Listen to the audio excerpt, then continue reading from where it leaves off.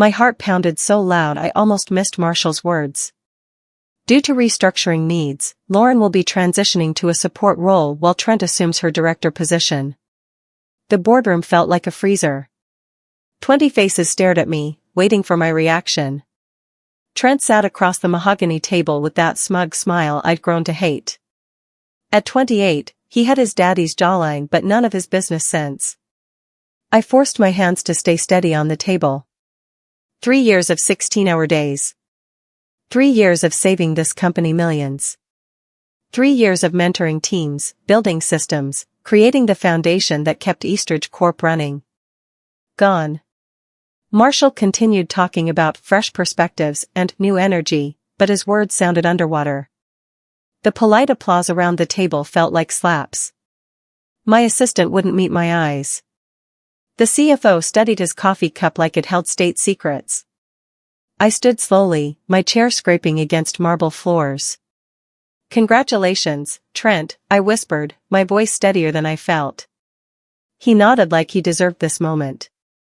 As everyone filed out discussing lunch plans, I remained frozen. The title card might as well have read, Lauren Pierce, Professional Funeral, Live Broadcast. The walk to my office felt eternal. Fluorescent lights buzzed overhead like angry wasps.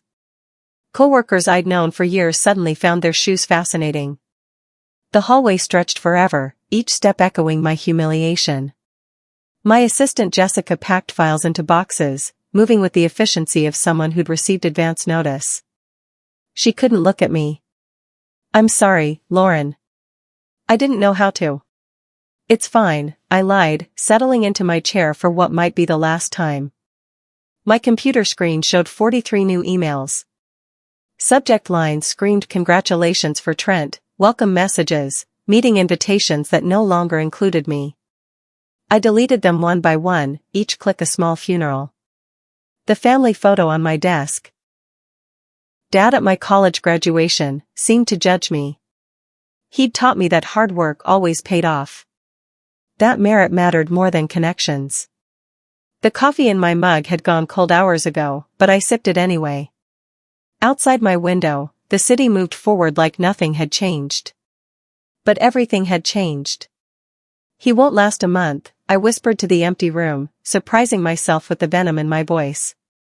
"Let me tell you who I really am. My name is Lauren Pierce, and until this morning, I was the youngest director of operations in Eastridge Corp's history. I started here as an intern 7 years ago, fresh from college with business degree and mountains of student debt. I wasn't born into wealth like Trent. My father fixed cars for 40 years, coming home with grease under his nails and pride in his voice. Build something that lasts, Lauren, he'd say. Not something that just looks pretty. I climbed every rung of this ladder honestly. Late nights analyzing budgets. Weekends restructuring failed departments. I saved the company $12 million in my first year as director. I created systems that turned chaos into profit. Marshall used to call me his secret weapon. He'd beam during board meetings when I presented quarterly reports. "This is what dedication looks like," he'd announce, gesturing toward my charts. I believed merit mattered. I believed hard work guaranteed success. I believed the people who praised my efforts actually meant it. Turns out, the people I trusted most were the ones sharpening the knife behind my back. They didn't just stab me, they made me thank them for the privilege. Trent called me into my old office the next morning. The nameplate still read Lauren Pierce, but he sat behind my desk like he owned it. The chair I'd broken in over 3 years now held someone who'd never earned it. "I'm going to need your help adjusting to leadership," he said, spinning in the chair like a child. His expensive suit couldn't hide his inexperience. "Dad says you know all the systems." I forced a tight smile. "Of course. Whatever you need." He fumbled through questions about budget approvals I used to handle in my sleep. Basic operational procedures seemed foreign to him. I watched him struggle with concepts I'd mastered as an intern. "The monthly reports," he said, clicking through files randomly. "How do you make the numbers, look good?" My jaw clenched. "You mean accurate?" sure, accurate. But also, impressive. I taught him step by step, my voice steady while my mind raced. He took notes like a first-year business student, asking me to repeat explanations twice. The irony wasn't lost on me, the person he'd replaced was now training him for free. Thanks, Lauren, he said dismissively. I think I've got it. If I was going to be invisible, I'd use it to my advantage. That night, the office was empty except for security guards and cleaning crews. I sat at my new desk, smaller, tucked in a corner, and opened my laptop. The blue glow illuminated my face as I created a new folder. Project Phoenix. I started collecting everything. Email chains showing my contributions to major deals. Financial reports with my digital fingerprints. Project timelines proving my leadership. Trent's name appeared nowhere on documents I'd created, but somehow he'd get credit for all of them. Every late night I'd worked while he partied. Every weekend I'd spent fixing problems he'd never understand. Every innovative solution I'd developed while he learned the job from Daddy's stories. The evidence painted a clear picture. Eastridge's success wasn't built on nepotism or good luck. It was built on my work, my systems, my late nights and early mornings. I saved everything to an encrypted drive and backed it up to 3 different cloud accounts. If they wanted to erase my contributions, they'd need more than a boardroom announcement. They think they've silenced me, I whispered to the empty office. They just gave me the perfect vantage point. Let's begin. Trent's first client presentation was a disaster waiting to happen. I watched from the back of the conference room as he stumbled through slides I'd created, mispronouncing client names and mixing up financial projections. The potential client, a major manufacturing company, looked confused. Their CFO raised her eyebrow when Trent called their quarterly margins their quarterly margaritas. I wanted to disappear under the table. Without thinking, I stood up. What Trent means is that your Q3 margins show exceptional growth potential through our integrated supply chain optimization. The room relaxed. I walked to the presentation screen and explained our actual proposal with the confidence that comes from knowing your work inside out. The client nodded, asked intelligent questions, and ultimately signed a $3 million contract. Trent beamed as they shook hands. Great teamwork, he announced to the room.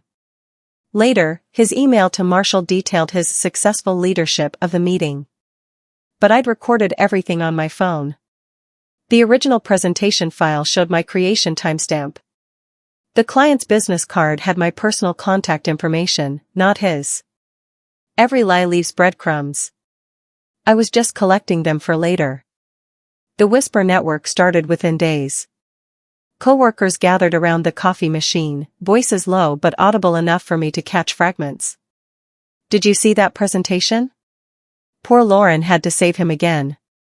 Marshall's lost his mind promoting that kid. I listened without participating, maintaining my professional smile. When people asked my opinion directly, I deflected with diplomatic responses. Trent's learning quickly, I'd say. Change takes time to implement properly. HR Director Amanda pulled me aside after a week of growing murmurs. The transition seems bumpy, she said carefully. Maybe you could help him shine? Show him the ropes more thoroughly? I nodded enthusiastically. Of course. I'll make sure he succeeds. Amanda smiled with relief. You're such a team player, Lauren. This company is lucky to have someone so dedicated. Lucky, indeed. They had no idea how dedicated I could be to seeing justice served. I'd help Trent shine, all right, I'd polish him until his incompetence reflected light visible from space. The whispers continued growing louder each day. Soon, they'd become impossible to ignore. Trent's first major mistake came during the Henderson Industries project. Without consulting me, he changed key delivery timelines and budget allocations, believing his fresh perspective would impress the client. I discovered the changes when Henderson's project manager called, confused about conflicting information. Trent had promised deliverables 2 weeks earlier than possible and slashed the budget by 30%. I could have fixed it quietly, like always. Instead, I calmly documented everything and let him present the broken data to the board. Henderson expects delivery by month-end, Trent announced confidently during the Friday meeting. We'll complete the project under budget and ahead of schedule. Marshall's face lit up. Excellent work, son.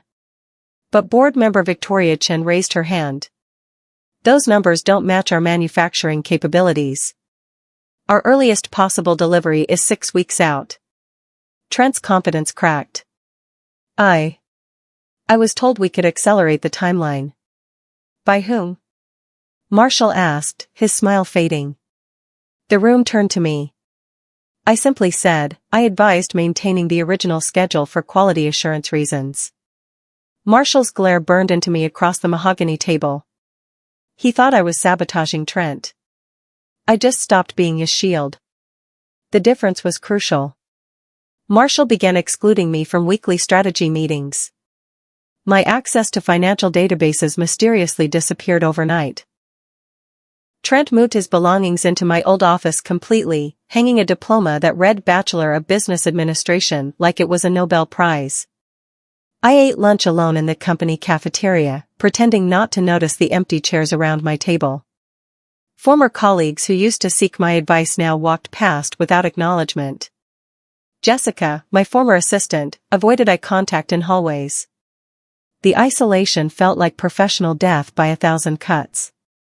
Each meeting I wasn't invited to. Each email chain that suddenly stopped including me.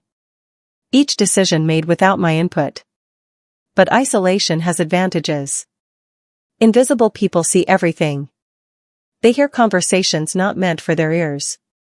They notice patterns others miss. From my corner desk, I watched Marshall grow increasingly frustrated with Trent's performance.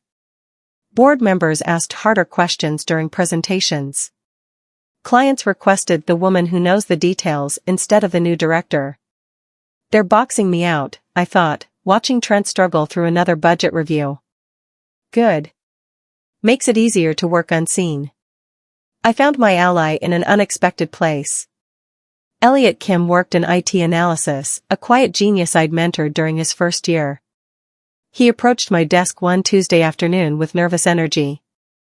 Lauren, he whispered, glancing around the empty corner. I need to show you something. We met after hours in the server room, surrounded by humming computers and blinking lights. Elliot pulled up access logs on his laptop screen. Someone's been altering financial documents, he said. Look at these timestamps. The evidence was stunning. Trent had been massaging numbers on multiple reports, making his performance look better while hiding costly mistakes. Budget allocations were moved between accounts. Project timelines were backdated to hide delays. This could get them both fired, Elliot whispered. I stared at the screen, feeling pieces of a puzzle clicking into place. Trent wasn't just incompetent, he was actively covering up his failures with creative accounting. Elliot, I said slowly, can you help me compile all of this? Quietly? He nodded. Already started. They think IT doesn't notice these things. They were wrong. IT noticed everything. They just needed someone to ask the right questions. The hidden file revealed patterns I'd suspected but couldn't prove. Forged approval signatures on expense reports. Budget transfers that bypassed normal authorization channels. Project cost overruns buried in miscellaneous accounts. Trent had learned more than basic operations during his first month, he'd learned how to hide his mistakes. But digital footprints never lie. Every altered document left traces. Every unauthorized transfer created logs. I didn't expose it immediately. Instead, I compiled everything into a comprehensive dossier. Screenshots. Timestamp analysis. Financial reconciliation reports that showed where money really went. The picture painted itself. Eastridge was bleeding money through Trent's mismanagement while Marshall proudly announced his son's early successes to the board. I saved everything to multiple secure locations and printed hard copies for my home safe. This wasn't just about my lost promotion anymore. This was about a company I'd helped build being destroyed by nepotism and fraud. Revenge isn't about rage, I reminded myself, sealing the documents in a manila envelope. It's about timing. The right moment would come. Until then, I'd wait and watch and collect evidence like a patient prosecutor building an airtight case. Trent's first official performance review arrived with corporate fanfare. The conference room filled with board members, senior staff, and Marshall's beaming pride. I sat in the back corner, officially present as operational support, taking notes while Trent presented achievements I'd accomplished. He spoke confidently about cost savings initiatives he'd never heard of before taking my job. Under my leadership, he said, clicking through PowerPoint slides, department efficiency improved by 40%. I'd created those efficiency improvements during my final month as director. He'd simply signed his name to the reports. Revenue increased by $8 million through strategic client partnerships, he continued. Those partnerships took me 18 months to develop. Trent had attended exactly 3 client meetings, all of which I'd organized and led. Marshall practically glowed with fatherly pride. This is exactly the fresh leadership Eastridge needed, he announced to approving nods around the table. Board member Diana studied her notes carefully. Impressive numbers, she said neutrally. Though I'd like to understand the implementation timeline better.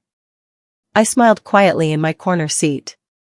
The higher they lifted him, the harder the fall would be. Diana Keller cornered me after the review meeting, her sharp eyes missing nothing. As the board's newest member, she'd earned a reputation for asking uncomfortable questions and demanding straight answers. Interesting presentation, she said, closing the conference room door behind us.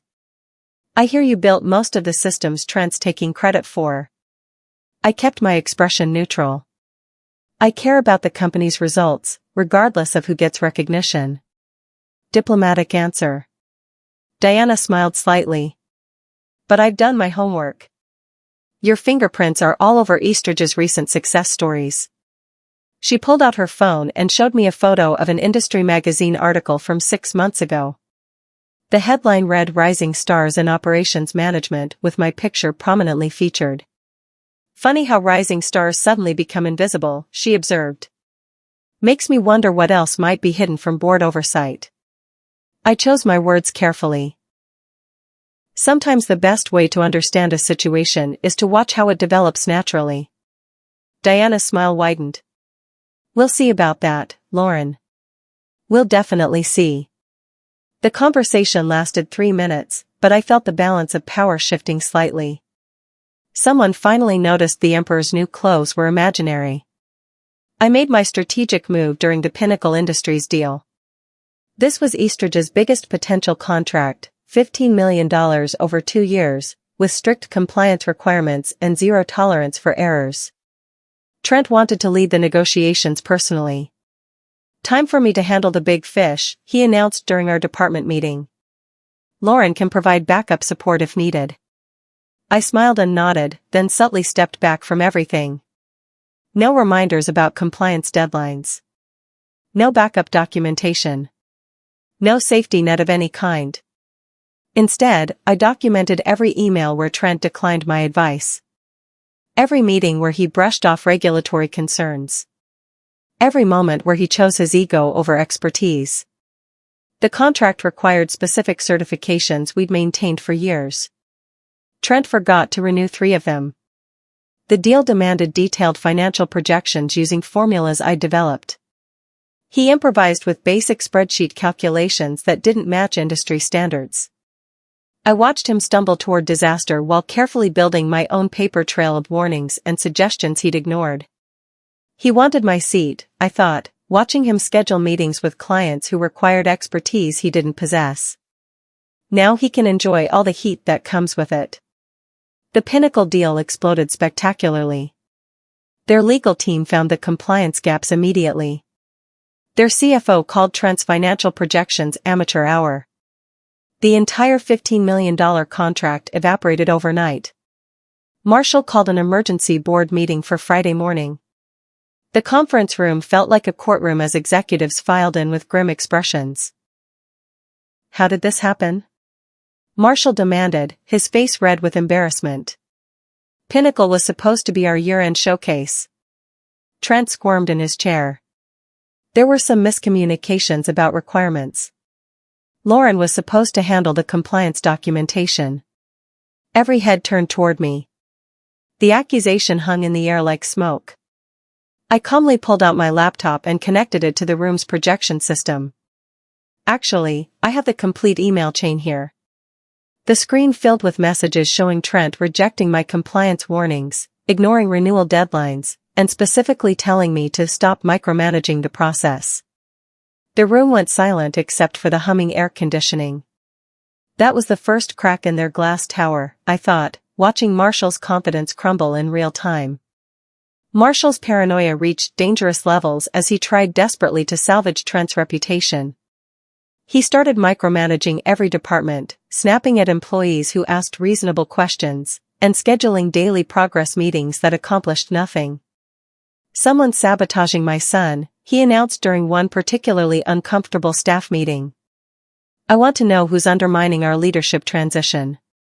I remained professionally calm while chaos swirled around me. When Marshall accused me directly of being unsupportive of new management, I simply provided documentation of every training session I'd conducted with Trent. "I've spent 47 hours helping him understand our systems," I said evenly.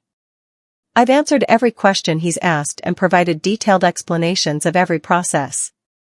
"Then why is he struggling?" Marshall shouted, losing his composure completely. "Perhaps," I said carefully, "the position requires experience that can't be taught in a few weeks." The other board members exchanged glances. Diana took notes continuously.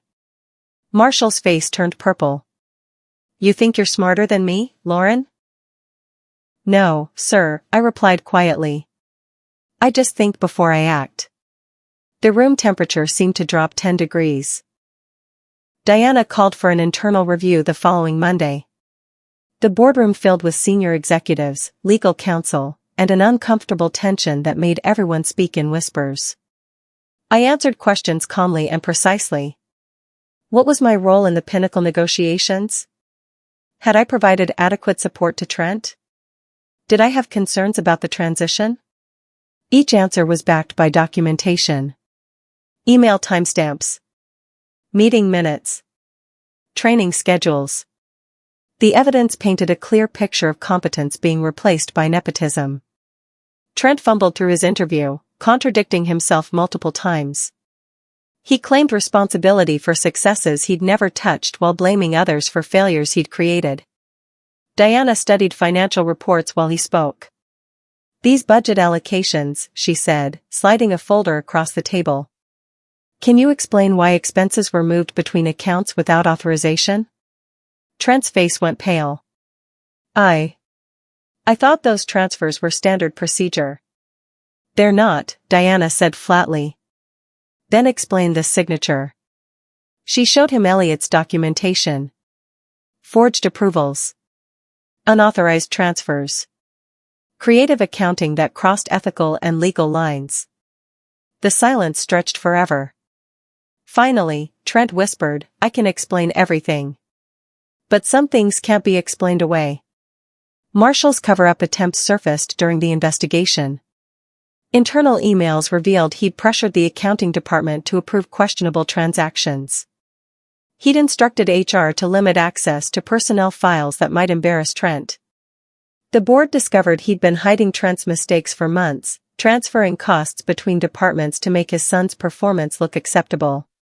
Client complaints had been buried. Financial irregularities had been explained away. Diana presented her findings during an emergency board session. The evidence was overwhelming. Father and son had turned Eastridge into their personal playground while risking the company's reputation and finances. The board voted unanimously to suspend both Marshall and Trent pending a full forensic audit. Security escorted them from the building that afternoon while employees watched through office windows. I walked past their empty offices on my way to the parking garage. Marshall's door was propped open, his personal items scattered in boxes. Trent's nameplate had already been removed from what used to be my office. The building felt different. Quieter. Like a fever had finally broken. Diana invited me to lunch at an upscale restaurant downtown. We sat by the window overlooking the city skyline while she outlined the board's plans for rebuilding Eastridge's leadership. "We need someone to stabilize this place," she said, cutting her salmon with surgical precision. "Someone who understands the systems and can restore client confidence. You'd have full authority and a significant salary increase." The offer was everything I'd worked toward for years. Director position. Executive-level compensation. The respect and recognition I'd earned but never received. I stared out the window at the city moving below us. Office workers hurried along sidewalks, climbing corporate ladders in buildings just like ours. How many of them were fighting the same battles I'd fought? "I appreciate the offer," I said slowly. "But I need time to consider whether Eastridge is the right fit for my career goals." Diana raised an eyebrow. "After everything you've been through, you're not jumping at the chance to run this place?" "I spent years building this empire for someone else," I replied. "Maybe it's time I build something for me." News of Marshall and Trent's resignation leaked to the business press within days. Industry magazines ran stories about nepotism and financial irregularities at Eastridge Corporation. The company's stock price dropped 12% in 1 week. Trent sent a pathetic email to all staff, apologizing for any confusion during the transition period and wishing everyone continued success. The message was clearly written by a lawyer and felt as genuine as a $3 bill. Nobody replied. The company directory was updated to remove his contact information. His parking spot was reassigned. His corporate credit cards were canceled. I felt nothing. No satisfaction, no revenge high, no emotional payoff. Just quiet peace, like after a long fever breaks and you can finally think clearly again. I deleted his email without reading it completely. Some chapters deserved to end unfinished. Elliot stopped by my desk with coffee and a small smile. "You did it," he said simply. "We did it," I corrected. "Truth did it. We just helped it along." Outside my window, the city continued its daily rhythm. But inside Eastridge Corp, everything had changed forever. I drove to my father's old workshop that weekend, needing space to think. The small building behind his house still smelled like motor oil and sawdust. His tools hung exactly where he'd left them, organized with the precision of someone who understood that good work required good preparation. I sat on his old workbench and remembered his advice: build things that last, Lauren. Not things that please. For 7 years, I'd tried to please people who never valued my contributions. I'd built systems and processes that made other people successful while accepting scraps of recognition. But I'd also built something else without realizing it, a reputation for excellence that followed me everywhere. Clients remembered my name. Colleagues respected my expertise. Industry contacts valued my opinions. Maybe it was time to stop begging for a seat at someone else's table. I pulled out my phone and opened a notes app. By the end of the afternoon, I'd sketched the foundation of my own consulting firm. Specialized operations management for mid-size companies. Built on competence, not connections. I drew the first logo on a napkin Dad had left in his coffee cup, Phoenix Consulting Group. I submitted my resignation to Eastridge Corp on Monday morning. 2 weeks' notice, professional courtesy despite everything that had happened. Diana tried to convince me to reconsider, offering increasingly generous packages. "The board is prepared to offer whatever it takes," she said during our final meeting. "Name your terms." "It's not about money," I explained. "It's about building something authentic." Marshall tried calling from his legal counsel's office. I declined the call and blocked his number. Some conversations aren't worth having. The board accepted my resignation with obvious disappointment but professional respect. My final day was surprisingly emotional. Coworkers who distanced themselves during the transition now lined up to say goodbye and exchange contact information. Jessica handed me a card signed by half the staff. "We always knew you were the real leader," she whispered. I cleaned out my desk while maintenance workers prepared my old office for its next occupant. The nameplate would read Lauren Pierce one more time, but this time it would mean something different. Freedom doesn't feel loud. It feels clean. Phoenix Consulting Group launched 6 weeks later in a modest office downtown.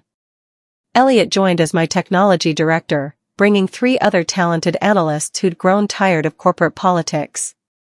We specialized in operational efficiency for companies that valued results over relationships. Our first client was Henderson Industries, the company Trent had nearly destroyed with his timeline changes.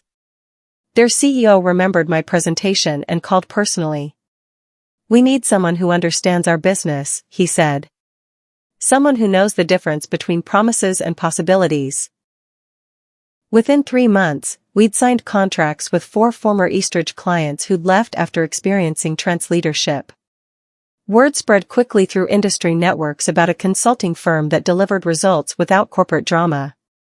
I worked from my corner office, surrounded by awards I'd earned and certifications I'd maintained. No more pleasing undeserving people.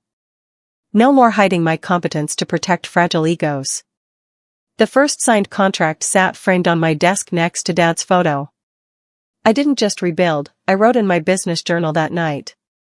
I rose. 6 months later, Eastridge Corp collapsed under poor leadership and mounting client defections.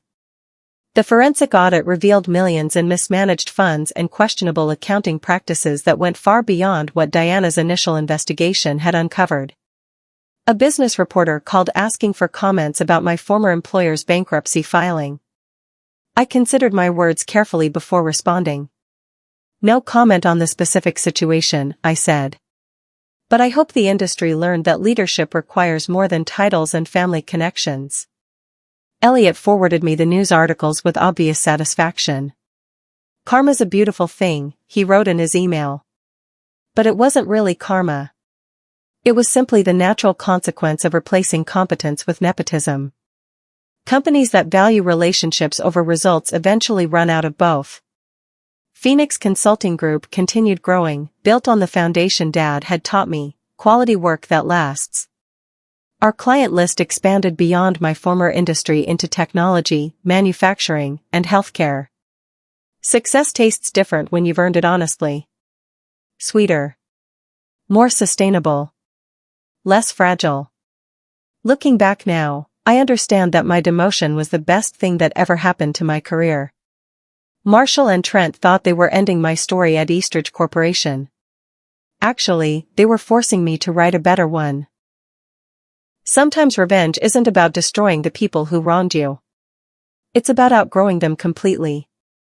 They took my title but not my power. They stole my position but not my reputation. The business world is smaller than most people realize. Excellence gets remembered. Competence creates opportunities. Character builds foundations that survive corporate politics and family connections. Marshall spent his severance money on legal fees and reputation management consultants. Trent moved back home and started a failed online business selling motivational courses about leadership.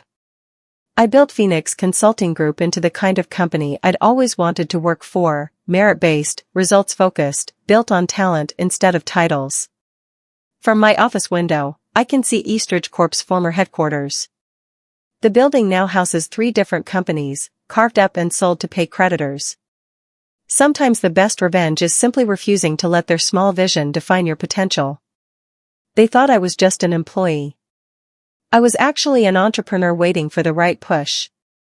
The nameplate on my door still reads Lauren Pierce, but now it means exactly what it should have meant all along.